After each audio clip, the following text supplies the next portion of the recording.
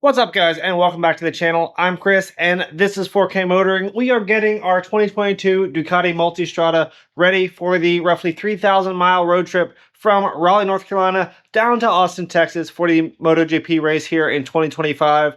You guys have seen us do this before. What I want to cover today specifically is what we're doing to the bike and what we're bringing along for such a road trip. So let's go ahead and get right into it.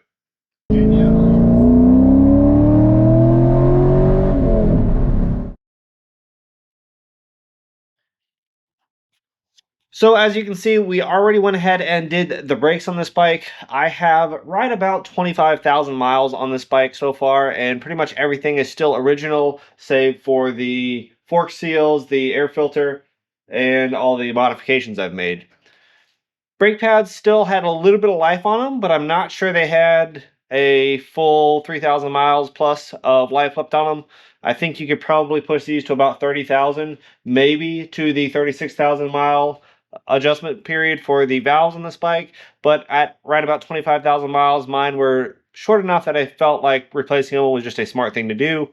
Now, the rear pads on this bike are super easy to do. They require no tools. They just pull up a little pin and they come right out. Super easy, user replaceable. The fronts required an 8mm hex right there, and they come right off.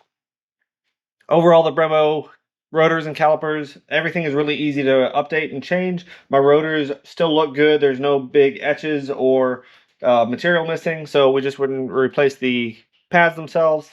The front pads were the EPFA 4477HH centered. These are supposed to be the extra high performance pads. The rears are just the regular double H centered, and hopefully we'll get a chance to bed these in on the way down and they should be just fine. We got the bike fully cleaned up. Everything is absolutely spotless the way it's supposed to be. The chain has been lubed. Now the chain, again, this is the factory chain and it's right about 25,000 miles. It needs changed. When I pull it back from the sprocket, it pulls back just a little bit. It is not in terrible shape. The rear sprocket still looks actually pretty good, but the front sprocket definitely has some wear to it and it's definitely starting to show a little bit of shape difference, so it needs to be changed. I am pretty confident that with the proper adjustment and lube, 3,000 miles of mostly highway is not going to be a problem. We're going to go ahead and run this chain freshly lubed and freshly adjusted, and we have a new one waiting for us when we get back. We'll go ahead and swap it out. Same with the rear tire. We're right at about 30 seconds of tread left on the center of the rear tire. Remember, this Anarchy Road that I got was a tire I got after our trip last year because of a weird looking flat that I got in the one that I actually used on the trip. I love these tires, and this one doesn't have a long road trip on it yet. I think it's still got enough life to do this, and I don't want to go ahead and change it extra quick. So we're going to go ahead and run it down. I think it'll be fine, and again, we'll change it when we get back. We're going to go ahead and do a quick oil change on the bike and a brake fluid flush. Make sure we flush the clutch and brake fluids, and I think that's all we're going to do, and this bike will be ready to roll. A few moments later. Well, a few minutes later, and we have all of it done. We got our oil change done. Guys, if you guys know exactly how much oil that this bike takes, please let me know. The manual says 4.4 liters. When I look at the oil full plug here, 4 is just quite not enough, and 4.4 is too much. It overflows that fill glass with 4.4, so somewhere in between I know is the correct measurement. If anybody knows what the actual measurement is, please let me know. Otherwise, I say it's just a little bit over 4 liters. So this clutch fluid usually gets pretty black pretty quick just because of the heat of the engine and where it sits. We've changed that. We've changed all of our brake fluids. We have all new brake pads. Our chain is lubed. All of the control surfaces, everything that has a hinge has been lubricated. All the glass and mirrors have been cleaned. This bike is, for all intents and purposes, ready to go. We have our Kriega US 40 that's going to be holding most of our clothes. We have a Kriega US 20 that's going to end up going on top. Might make it a little hard to open this.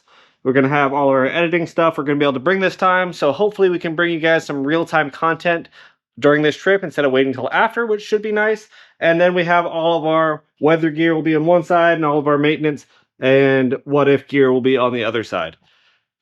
So far, this bike has been fantastic to take on road trips. I've really loved it. We do have our new cup holder, if you guys have not seen that. That's going to replace that useless phone holder that I couldn't even fit my phone into now, since I keep my phone on the dash anyway.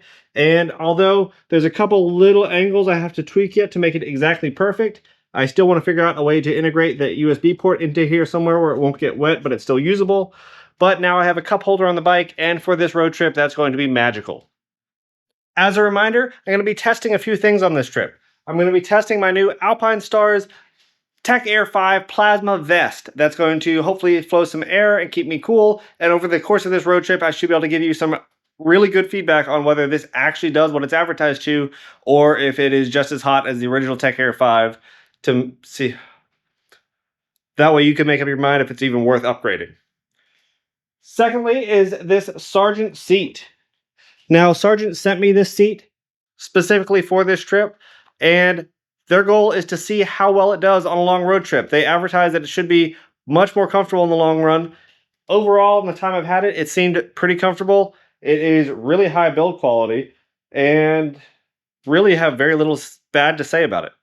While Colite did send me their D09 lights, what I've determined is that they are not suitable for the type of riding I'm going to be doing, so they came off the bike, and instead these Denali D7 Pros are added with a CanSmart system, and so far I love these lights. They are fantastic, and that CanSmart controller is amazing. I really regret not doing this sooner, but we'll be testing those in the long trip as well.